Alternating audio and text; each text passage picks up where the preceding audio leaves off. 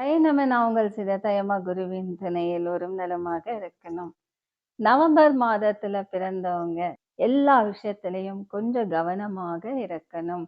எந்த விஷயங்கள் நீங்க வேலை விஷயம் ஆகட்டும், படிப்பு விஷயங்கள் ஆகட்டும், உங்கள் வாழ்க்கையில நிறைய சிரமங்கள் வரும். நிறைய போராட வேண்டிய சூழ்நிலைகள் வரும்.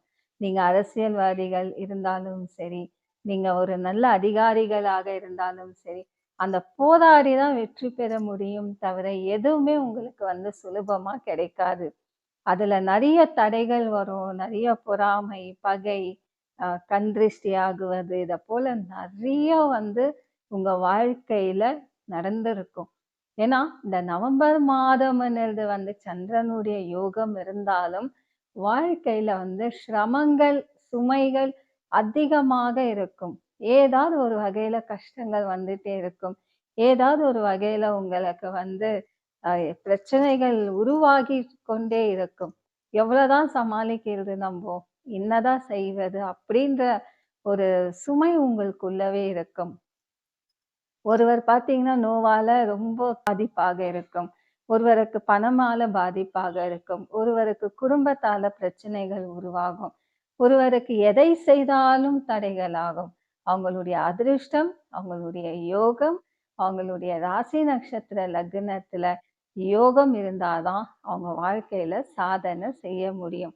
நிறைய பேர் சாதனை செஞ்சிருக்காங்க. தன் நம்பிக்கையாக வாழ்க்கையில் போராடி வெற்றி பெற்றிருப்பாங்க. நிறைய போராடணும், நேர்மையா இருக்கணும், தர்மமா இருக்கணும்.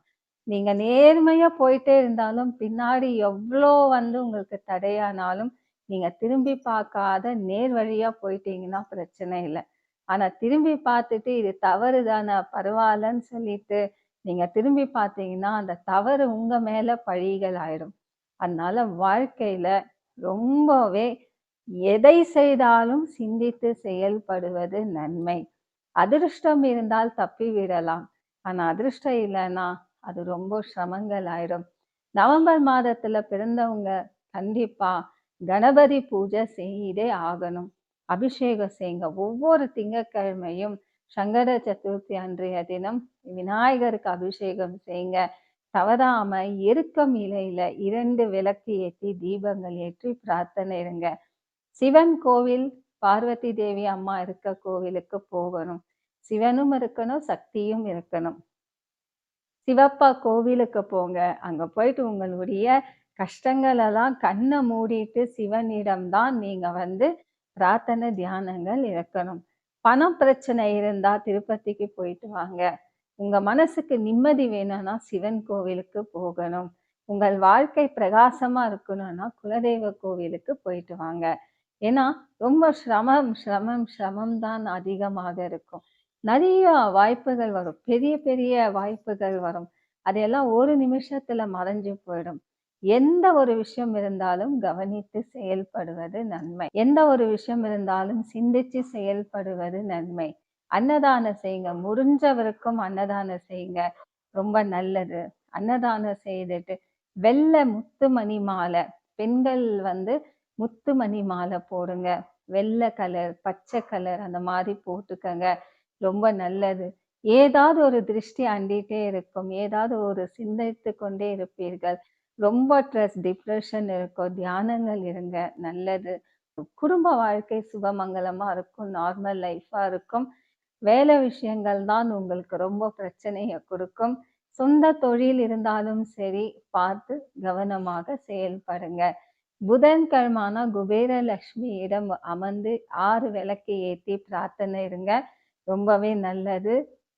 நீங்க கண்டிப்பா இதெல்லாம் செய்தாதான் உங்க வாழ்க்கையில அந்த பாசிட்டிவ் வைப்ரேஷன் நீங்க எடுத்துக்கணும். பாசிட்டிவ் நல்ல சக்திகள் உங்களிடம் இருந்தாதான் எல்லாமே சாதனை செய்ய முடியும். எப்பொழுதுமே நீங்க ஒரு அழகான ஒரு கிரியேட்டிவ் மைண்டாக இருப்பீங்க. அது தொடர்ந்து முயற்சி செய்யுங்க. கண்டிப்பாக உங்கள் வாழ்க்கையில் வெற்றி காணுவீங்க. உங்களுக்குன்னு ஒரு கலை வண்ணம் இருக்கும். அது வெளியே கொண்டு வாங்க. உங்களுடைய திறமை எதுவாக இருந்தாலும் அதுவை வெளியே கொண்டு வாங்க. கண்டிப்பாக அதுக்கு உங்களுக்கு பேரும் புகழும் கண்டிப்பாக இருக்கும்.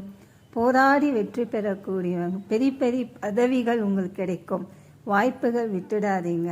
முயற்சி செய்யுங்க. நீங்கள் எவ்வளோ முயற்சி செய்கிறீங்களோ அவ்வளவும் உங்களுக்கு வெற்றியாகும்.